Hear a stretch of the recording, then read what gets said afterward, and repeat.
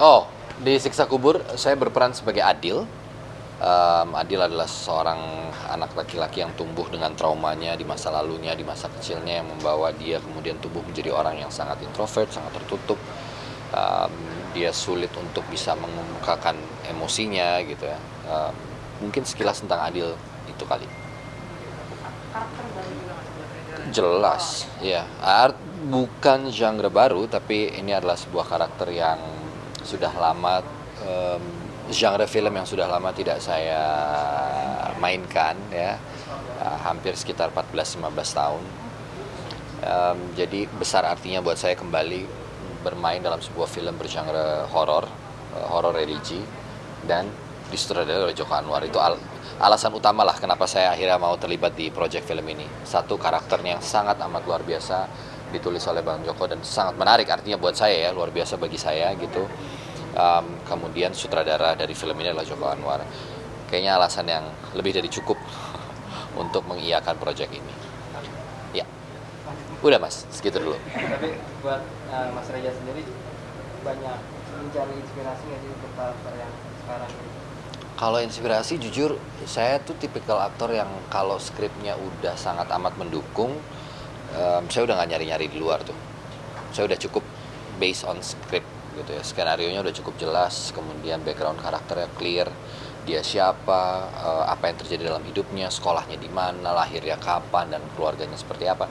Buat saya udah saya develop dari situ gitu. Jadi nggak banyak mencari source di luar sana, kecuali mungkin ngomongin soal grieving, um, state of emotions gitu ya. Saya kebetulan sempat ngobrol sama kawan yang profesinya adalah seorang psikolog. Jadi menghadapi apa yang dihadapi Adil, kira-kira apa-apa aja yang akan muncul ya. Nah itu sempat ngobrol, tapi ini bukan obrolan kayak riset khusus apa, enggak, ini obrolan santai. Tapi emang tadi yang menarik psikolog ya, memang setiap berperan atau gimana lu film selalu ada psikolog. Tidak selalu, tapi ada beberapa yang kadang-kadang saya suka juga untuk bisa mendevelop satu karakter dan dipikirkan dari sisi psikologisnya gitu, karena kan tiap manusia, tiap karakter pasti ada urusannya sama psikologis gitu. Termasuk Adil gitu. Apalagi dengan latar belakangnya Adil, trauma yang dia alami, udah ada kata trauma aja kita udah mesti mikir dua kali, itu berarti bagaimana ya cara orang seperti ini menghadapi hidupnya gitu. Oke, tapi hampir setiap momen. Tidak setiap momen, Setiap momen. tapi ada beberapa. Oke, perihal psikolog itu lo sebagai aktor dibutuhkan juga nggak sih? Gue rasa iya. Maksudnya itu hal yang, apalagi kalau kita berada dalam sebuah peran yang rumit, yang kompleksitasnya tinggi, berurusan dengan berbagai macam jenis layer of emotions gitu ya. Nggak ada salahnya sih ketika sebelum atau dan sesudah tuh kita ngobrol, sekedar konseling biasa aja untuk clean up lagi. Tapi Aku udah nggak mau lagi membahas soal psikolog, aku mau balik ke filmnya dulu. 14 tahun mungkin gak main horor, mungkin bagaimana Kak Reza? Karena kan kita tahu Kak Reza nempel banget sama drama-drama. Iya. Bagaimana? Ya balik lagi, film horor itu kan film penanda awal karir saya di film ya. Di film ya, maksudnya film pertama kali saya main film dan pertama kali saya mengenal set film itu lewat film horor. Jadi besar banget artinya buat saya gitu, bahwa kembali lagi setelah sekian belas tahun balik ke film horor. Ditambah saya ingat banget, saya pernah ada di sebuah press conference bersama teman-teman wartawan waktu itu. Sempat ada pertanyaan, Reza kenapa nggak tertarik main film horor lagi? Terus saya jawab, itu era saya ingat banget setelah Pengabdi Setan keluar dan booming gitu ya, besar-besar. Saya bilang, Mas Joko, Bang Joko Anwar itu sudah set boundary, set the tone untuk film horor Indonesia gitu ya, benchmark.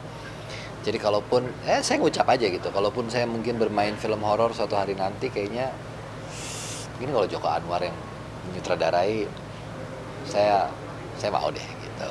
Ternyata ya manifestasi itu. Ternyata doa itu terjawab gitu dengan film ini. Jadi buat saya film ini juga punya arti yang besar, karena ini menandai kembali saya bermain di genre film ini. Sekian lama saya beberapa saya nggak bilang banyak ya, tapi adalah tawaran film itu saya benar-benar belum kepanggil untuk main gitu. Akhirnya baru ini. Selain karena Mas Joko Anwar, apa karena memang karakternya yang memang Jujur ya, maksudnya karakternya tuh, saya tuh kan selalu mencari tantangan ya. Apalagi ya peran yang kayak gimana lagi gitu. Karakternya wah kompleks banget, seru banget gitu untuk dimainin, untuk dieksplor. Tapi kesulitan nggak sih? Karena kan 14 tahun kayak nge-recall. Oh iya, 14 tahun tidak terasa sulit balik ke film ini karena kan saya tetap main film ya. Saya tetap bermain gitu. Kecuali saya vakum lama gitu terus syuting lagi ya mungkin beda. Tapi ini nggak ada kesulitan dalam hal itu. Pengen horor religi menurut Mbak Reza sendiri, apa yang menarik dari horor religi Siksa Putri? Pertama, film ini membawa kita berpikir dan menentukan sendiri jawaban pada akhirnya apa sih yang mau kita jalankan di hidup ini, di dunia ini gitu ya. Film ini tidak menggurui sama sekali, film ini tidak berusaha mengajarkan atau membenar atau menyalahkan sesuatu gitu secara eksplisit gitu ya. Film ini tidak berusaha menjadi guru spiritual seseorang gitu. Tapi film ini menjadi sebuah medium untuk perenungan. Itu yang saya suka dari Siksa Kubur. Jadi orang tergantung. Tiap-tiap orang mungkin akan punya kesannya sendiri-sendiri dan berbeda-beda interpretasi saat menonton, terutama menjelang ending film ini. Gitu. Orang akan punya interpretasinya masing-masing dan nggak apa-apa. Jadi mikir lo juga lebih dekat dengan lebih religius gak sih? Oh nggak specifically terus jadi karena ini jadi lebih religius nggak, tapi bahwa film ini punya dampak yang amat sangat personal karena saya mengawali film ini dengan sesuatu yang cukup berat gitu ya, dan mengakhiri film ini ketika rap bersamaan dengan tantangan yang itu sudah bisa saya lewati gitu. Jadi tentu dampaknya sangat amat personal gitu, baik secara spiritual maupun secara mental. Jadi ya film ini punya arti tersendiri lah buat saya.